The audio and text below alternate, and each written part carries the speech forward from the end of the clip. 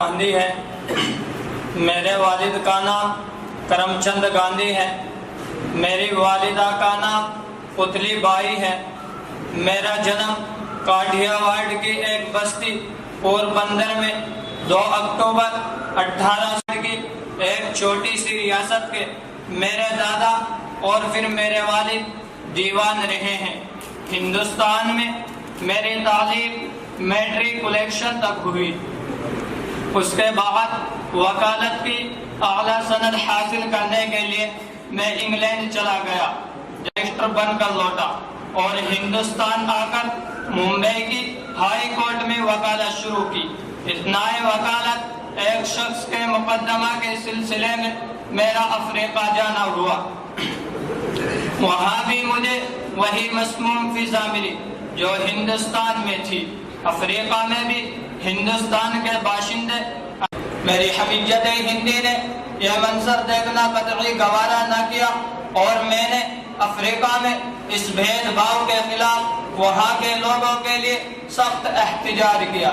اس کے چلتے مجھے 3 بار قید خانے کی ہوا بھی کھانی پڑی، لیکن بالآخر 1914 عیسوی میں اس ظلم و ستم اور بھید بھاؤ پر روک لگ گئی۔ پھر 1915 عیسوی میں ہندوستان لوٹ آیا۔ یہاں آ کر میں نے اول برطانیہ کے نمائندے کی حیثیت سے کام کیا۔ برطانیہ کے خلاف تحریک آزادی کے لیے میری جد و جہد کا آغاز ہوا۔ 1920 عیسوی کا سہیوگی اندولن، 1930 عیسوی کا سورنیت اویگیا اندولن، 12 مارچ 1930 عیسوی کی ڈانڈی یاترا، یہ سب میری اسی تحریک آزادی کی جد و جہد کا نتیجہ ہے، جنہوں نے برطانوی سیاست میں بھوچال مچا دیا اور انگریزوں کی نیندیں حرام کر دی۔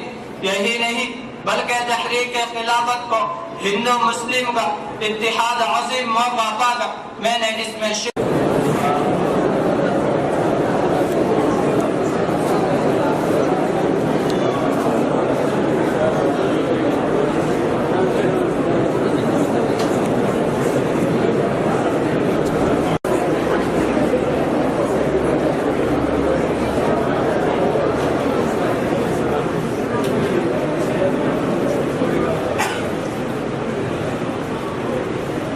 الحمدللہ رب العالمین والصلاة والسلام علی سید المرسلین۔ میرا نام فتح علی ہے، سلطان ٹیپو کے نام سے مشہور ہوں، حیدر علی کا بیٹا ہوں۔ کرناٹک کے مشہور شہر میسور میرا مولد ہے۔ سن 1163 ہجری فنون حربیہ میں بھی میں نے کمال حاصل کیا ہے اور علوم دینیہ میں بھی، عربی کے ساتھ فارسی، اردو اور کنڑ زبان کے علاوہ انگریزی اور فرانسی بھی بقدر ضرورت واقفیت حاصل کی۔ انگریزوں نے جب ہندوستان پر قبضہ کرنا شروع کیا تو میں وہ پہلا شخص ہوں جس کو اس خطرے کا احساس ہوا۔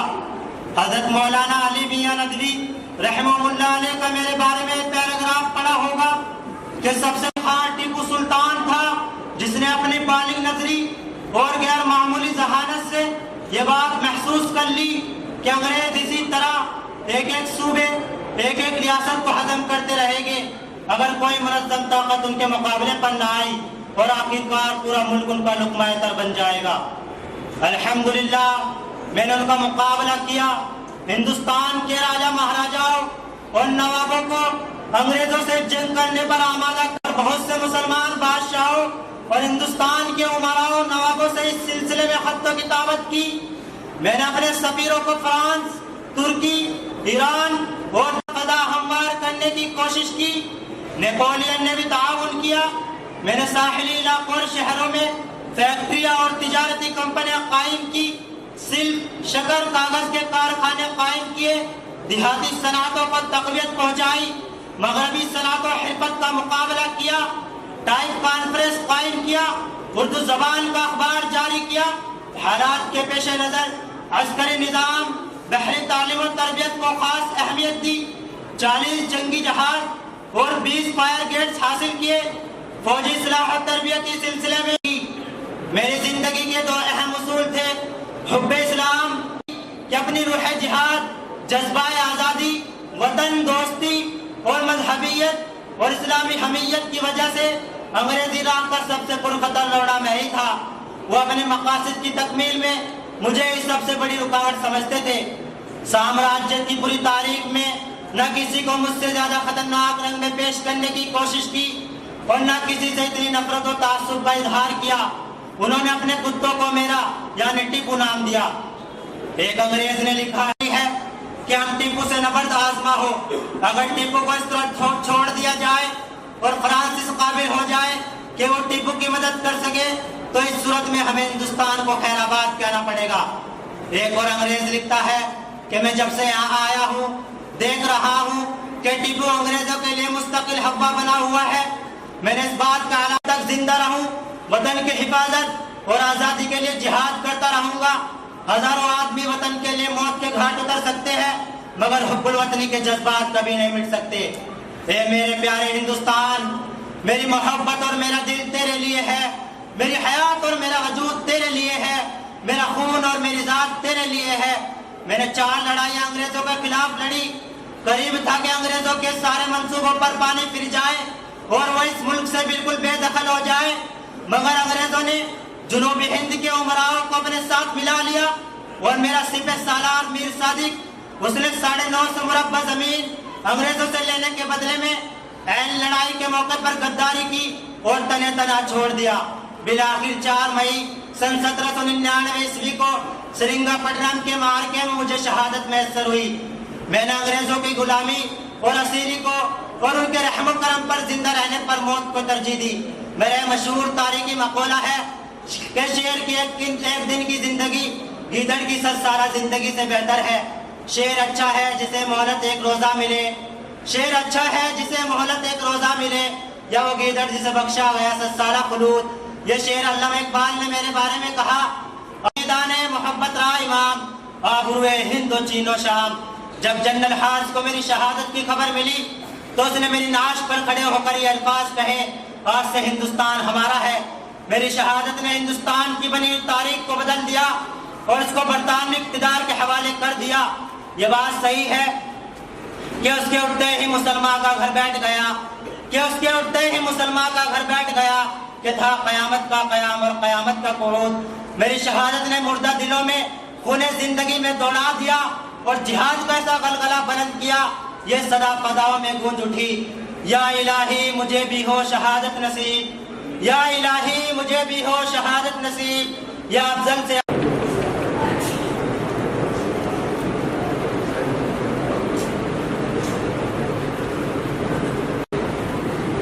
مولانا ابوالکلام آزاد۔ میری ولادت سن 1888 عیسوی میں مکہ معظمہ میں ہوئی۔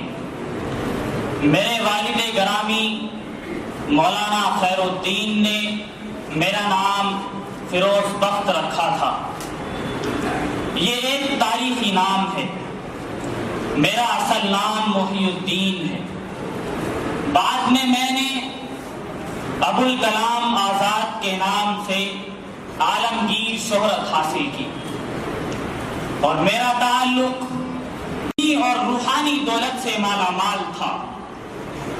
میرے جد اعلیٰ حضرت مولانا جمال الدین المعروف شیخ بہلول دہلوی رحمۃ اللہ علیہ شہنشاہ اکبر کے ہم عصر تھے، جنہوں نے اکبر کو دینی امور کا سربراہ کا درجہ دینے والے محضر پر دستخط کرنے سے انکار کر دیا تھا۔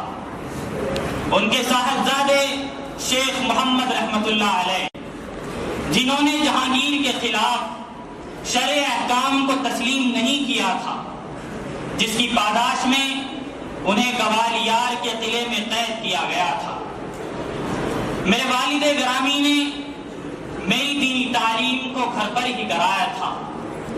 چونکہ والد محترم کو انگریزوں کی زبان سے غایت درجہ تنفر تھا، ان کی تہذیب سے سخت نفرت کرتے تھے، مشیت ربانی نے مجھے خدا داد ذہانت و فطانت عطا فرمائی تھی اور الحمدللہ میں نے صرف 4 برس میں اپنے درس نظامی کو مکمل کر لیا تھا۔ اعلیٰ تعلیم کے لیے والد گرامی نے سن 1905 عیسوی میں جامعہ ازہر قاہرہ میں بھیج دیا تھا۔ علوم اصول کے بعد 2 سال میں وہاں سے واپس ہندوستان آیا۔ گرامی کی کہ ایک مخلص مرید کی بیٹی زلیخا بیگم سے ہوئی۔ الحمدللہ مجھے بچپن ہی سے علم و ادب اور صحافت سے مناسبت ہو گئی تھی۔ میں نے اپنی عمر کے ابتدائی زمانے میں نیرنگ عالم کے نام سے ایک جریدہ جاری کیا تھا۔ اس کے بعد المصباح کا ایڈیٹر بنا۔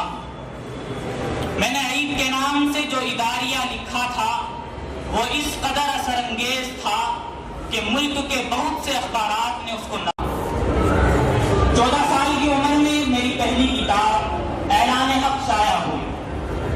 میں نے اس زمانے میں اخبار کلکتہ اور مربع عالم ہردوئی میں ایسے مضامین لکھے کہ میری شہرت ملک، اور یہ ایک حیرت انگیز حقیقت ہے کہ اردو ادب و صحافت ہی نہیں بلکہ ہندوستان میں کوئی ایسی مثال نظر نہیں آتی کہ 12-13 سال کی عمر کا ایک بچہ سن 1906 عیسوی میں مجھے رسالہ الصادق کا ایڈیٹر مقرر کیا گیا۔ علم و ادب کے فروغ کے ساتھ ساتھ رفقاء اعظام، عزیز طلباء، آج کا یہ ہمارا پروگرام 15 اگست یوم آزادی کے تعلق سے منعقد ہے اور بہت کامیابی کے ساتھ یہ منعقد ہے اور اپنے اختتام کو پہنچ رہا ہے۔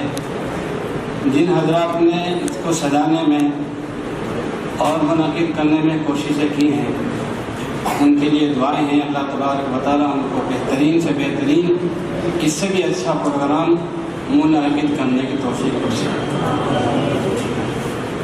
آخر میں مولانا ابوالکلام آزاد اپنی تقریر پیش کر رہے تھے اور ہماری قوم کا المیہ اس سے ظاہر ہو رہا تھا۔ ہماری قوم کا سب سے بڑا المیہ یہی رہا ہے کہ وہ کسی ایک بات پر متفق نہیں ہوتے ہیں کہ ہم لوگ غلام ہی رہے۔ نہرو نہیں چاہتے تھے کہ ہندوستان پورا کا پورا ملک ایک رہے۔ انہوں نے مہاتما گاندھی کے کان میں کیا بلکہ حقیقت سے ایک بات کہہ دی تھی کہ آزاد ہونے کے بعد بھی اگر وطن تقسیم نہ ہوا تو ہم لوگ پھر غلام رہیں گے اور اس ملک پر مسلمان قیادت کریں گے، لہذا زمانہ ہم لوگ پھر بھی غلام رہیں گے۔ یہ حقیقت یہی تھی۔ پڑھے لکھے مسلمان تھے، جائیدادیں مسلمانوں کے پاس تھی اور حکومت میں جو اعلیٰ عہدے تھے اس پر بھی مسلمانوں کو قبضہ تھا۔ فوج میں مسلمان تھے اور اعلیٰ درجے کے رئیس جو تھے وہ مسلمان تھے۔ یہ نہیں چاہتے تھے کہ مسلمان ملک ایک رہے۔ پر تشریف فرما اہل علم حضرات اور معہد اسلامی کے فرزندوں،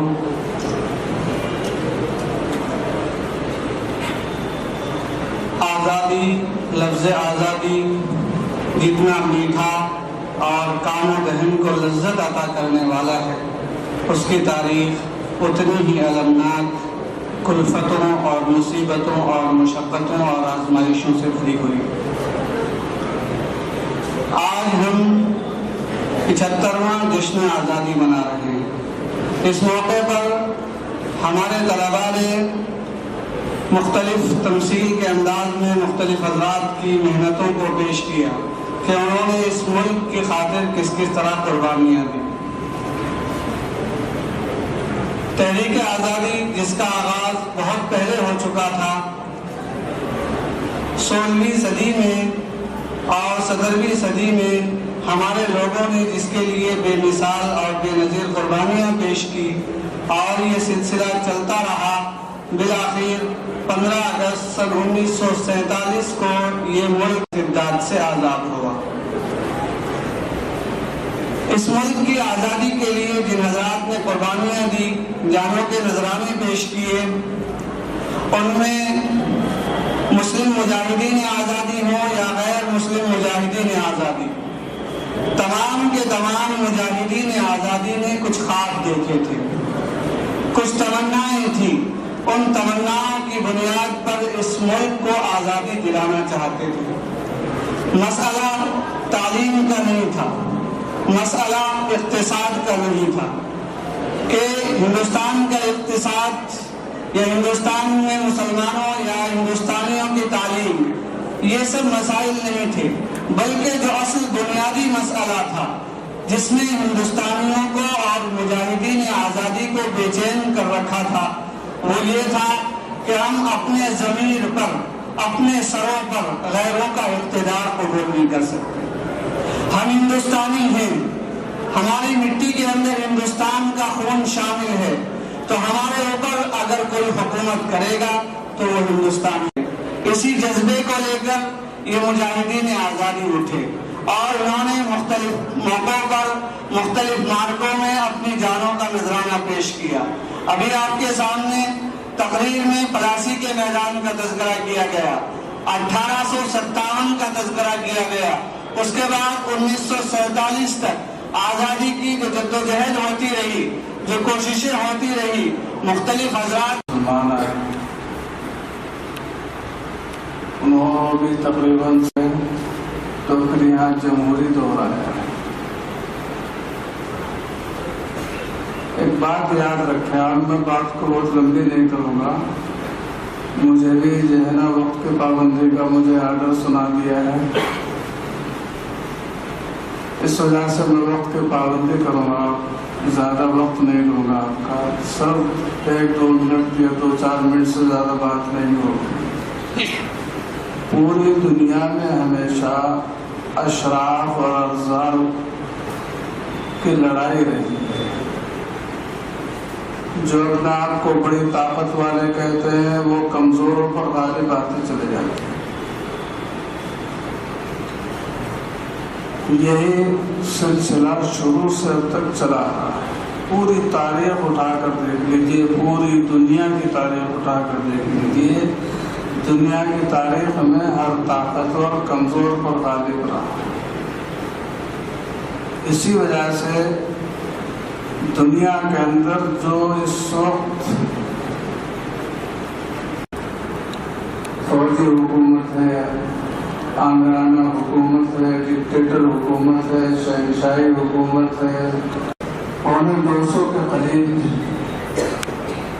جو اس وقت حکومت ہے، حکومتوں کا نظام ہے، وہ سیکولر نظام میں بھی ہوتا ہے جس کے پاس طاقت ہوتی ہے، جس کے پاس تعلیم ہوتی ہے، جس کے پاس اپنا جھنڈا ہوتا ہے، وہ حکومت کرتا ہے۔ لیکن اتنی بات کے اندر شعور پیدا کرتا ہے۔ آزادی کے ذریعے سے انسان کے فکر اور انسان کے خیالات میں تبدیلی آ جاتی ہے۔ یہ ایک بار کی تبدیلی آ جاتی ہے، اگر اس کے پاس تھوڑی سی تعلیم اور تہذیب اور تربیت ہو تو وہ ایک بار کی یہ سوچتا ہے۔ ابھی یہ باندی تھی اور ان کے شوہر حضرت مغیث رضی اللہ تعالیٰ عنہ غلام تھے۔ اسلام میں حکم یہ ہے کہ غلام اور باندی کا نکاح ہو سکتا ہے۔ اتفاق ایسا کہ مغیث رضی اللہ تعالیٰ عنہ بیچارے کان عبدن اسود، بیچارے کالے بھجنگے تھے، قبول صورت نہیں تھے، اور بدر رضی اللہ تعالیٰ عنہ بہت زیادہ خوبصورت اور حسین تھے، بہت زیادہ تعلیم یافتہ بھی تھی، تربیت تھی حضرت عائشہ رضی اللہ تعالیٰ عنہ کی، آپ صلی اللہ علیہ وسلم کی صحبت میں رہتی تھی۔ جب حضرت عائشہ رضی اللہ تعالیٰ عنہ نے انہیں آزاد کر دیا، عورت کو تو فوراً وہ آزاد ہو جائے گی، اب نہ نکاح بھی اگر رکھنا چاہے تو رکھ سکتی ہے، نہ نکاح رکھنا چاہے تو نہیں رکھ سکتی۔ بدر رضی اللہ تعالیٰ عنہ نے چھوڑ دیا، کہنے لگے وہ میرے شوہر نہیں ہے، میں ان کی بیوی نہیں ہوں۔ معاملہ بڑا عجیب ہو گیا. داڑھی پر گرتے رہتے تھے, داڑھی آنسوں سے تر رہتے. یطوف خلفہا فی سکک المدینہ ودموع تصل علی نبی پاک صلی اللہ علیہ وسلم نے حضرت عباس رضی اللہ تعالیٰ عنہ سے فرمایا کہ عباس دیکھو مغیث کو کتنی محبت ہے اور بریرہ کو کتنی نفرت ہو گئی ہے, دونوں میں آپس میں ملاپ کی کوئی شکل نہیں. حضرت عباس رضی اللہ تعالیٰ عنہ نے عرض کیا اگر آپ فرما دیں تو بہت ممکن ہے کوئی شکل لے کر آئے. بلوایا اور بلوا کر فرمایا آقا صلی اللہ علیہ وسلم نے. آقا صلی اللہ علیہ وسلم کے ہر ابروئے اشارے پر صحابہ کرام جان دیتے تھے, اپنی جان قربان کرنے کے لیے تیار تھے.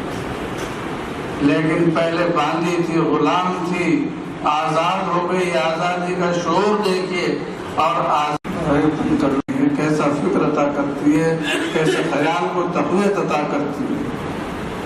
فرمایا آقا صلی اللہ علیہ وسلم نے اے بریرہ رجوع کر لو تم. کہنے لگی اے اللہ کے رسول آپ کا اگر حکم ہے تو سنا. تامرونی یہ الفاظ, آپ کا اگر حکم ہے تو سنا کو پڑھ. آپ کے حکم سے سرتابی میری دنیا بھی برباد کر دے گی, آخرت بھی برباد کر دے گی. لیکن آقا صلی اللہ علیہ وسلم تو اصول پر چلنے والے تھے, ضابطوں پر چلنے والے. انہوں نے فرمایا کہ نہیں, حکم نہیں ہے, سفارش. انما اشفع, سفارش کر رہا ہوں اے بریرہ. فرمایا بجر رضی اللہ تعالیٰ نے اسی وقت آپ صلی اللہ علیہ وسلم کے روبرو. آج اگر ہمیں کوئی کہہ دے, کوئی طالب علم کہہ دے, کوئی استاد کہہ دے, آج ہماری بھویں چڑھ جائیں گی, ہمارا منہ چڑھ جائے گا. فرمایا اللہ کے نبی اگر سفارش ہے فلا حاجت لی فی, مجھے ضرورت نہیں ہے ان کی, میں ان کے ساتھ نکاح میں نہیں رہ سکتی, میں حق زوجیت ادا نہیں کر سکوں گی, میرا دل ان سے ملا ہوا نہیں. لا حاجت لی فی. یہ بریرہ رضی اللہ تعالیٰ عنہ کو آزادی نے تصور دیا, یہ فکر دیا, یہ خیال دیا کہ آنے واحد میں ان کے اندر تبدیلی پیدا ہو, ان کے اندر شعور پیدا ہو. پہلے یہ ہندوستان میں مسلمان تھے, ہندو تھے, عیسائی تھے, سکھ تھے, بدھسٹ تھے, جینی تھے, سارے کے سارے اپنے حق سے محروم تھے. کسی کو اپنا ووٹ دینے کا حق نہیں تھا, بات کہنے کا حق نہیں تھا, آواز اٹھانے کا حق نہیں تھا. آواز اگر اٹھاتے پورے کی پوری فوج کو توپوں کی سلامی دی جاتی تھی, دال دی جاتی تھی, توپے سب کے سب مر جاتے تھے. جیل کے سلاخوں کے پیچھے اور پس دیواریں زندہ کر دیا جاتا تھا. نہ حقوق کی آزادی تھی, نہ تعلیم کی آزادی تھی, نہ فکر کی آزادی تھی, نہ شعور کی آزادی تھی. آج کسی نہ کسی حد تک ہمیں ضرورت اور مجبوری بننا پڑے گا اپنے تمام کے تمام لوگوں کی. ہمیں اپنی کمزوری کو ختم کرنا پڑے گا. ہمیں قوت اور طاقت, چاہے تعلیم کی قوت ہو, چاہے سیاسی قوت ہو, اور چاہے انجینئرنگ کی قوت ہو, چاہے ماہرانہ فن اور چابک دستی کی قوت اور طاقت ہو, اگر ہم اس طاقت کے ذریعے سے مجبوری بن جائیں گے تو ہمیں پھر جن بچوں نے پروگرام پیش کیا ہے, جنہوں نے سنا ہے, اللہ تبارک